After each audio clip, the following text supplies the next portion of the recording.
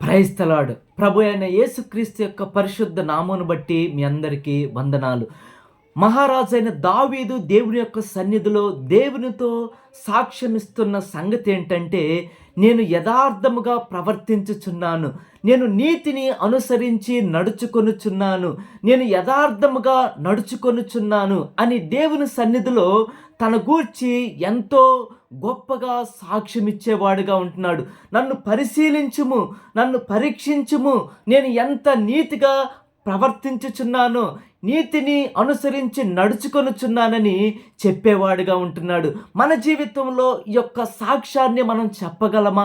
దావీదు ఎందుకు చెప్పగలిగాడంటే, ఆయన వేషధారులతో సాంగత్యం చేయలేదు, ఆయన దుష్టులతో సహవాసము చేయలేదు, ఆయన పనికిమాని వాళ్ళతో నేను సహవాసము చేయలేదు అని చెప్పాడు. కాబట్టే అని తన జీవితంలో క్రియాపూర్వకంగా చేశాడు. కాబట్టే తన జీవితంలో నీతిని అనుసరించి నడవగలుగుతున్నాడు.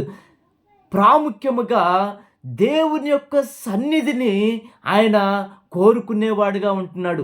దేవుని యొక్క మందిరాన్ని కోరుకున్నవాడుగా ఉంటున్నాడు. దేవుని యొక్క సహవాసాన్ని కోరుకొని దేవుడిచ్చే నీతిని పొందుకొని దేవుని యొక్క సన్నిధిలో తన యొక్క పాపములన్నిటిని, తన యొక్క దోషములను, తన తప్పులన్నిటినీ ఒప్పుకుంటూ ప్రభైన దేవునిని క్షమించమని అడుగుతూ తన జీవితంలో, తన హృదయములో ఎంతో నీతిని సంపాదించిన వాడుగా ఉంటున్నాడు. అందును బట్టి ఆయన నీతిగా ప్రవర్తించగలిగాడు, నీతిగా నడుచుకొనగలిగాడు. మన జీవితంలో కూడా ప్రభువైన యేసుక్రీస్తు యొక్క సన్నిధిని ప్రేమించాలి, ప్రభువైన యేసుక్రీస్తు యొక్క వాక్యాన్ని ప్రేమించాలి, ఆయన యొక్క సహవాసాన్ని ప్రేమించాలి. ఆయనతో మనం సహవాసము చేస్తే, ఆయనతో మనం ప్రార్థన చేస్తే, ఆయన సన్నిధిలో మనం ఉంటే మనం నీతిగా బ్రతకగలం, మనము సత్యమును అనుసరించి నడుచుకోగలము, మన జీవితంలో సత్యమును మాట్లాడగలము. ఎప్పుడైతే ఆయన యొక్క సన్నిధిలో మన యొక్క దోషములన్నిటినీ, మన యొక్క తప్పులన్నిటిని ఒప్పుకొని ప్రభువైన యేసుక్రీస్తు కాల్చిన పరిశుద్ధమైన రక్తము చేత మనం ఎప్పటికప్పుడు మన హృదయాన్ని పరిశుద్ధపరచుకుంటూ, మన యొక్క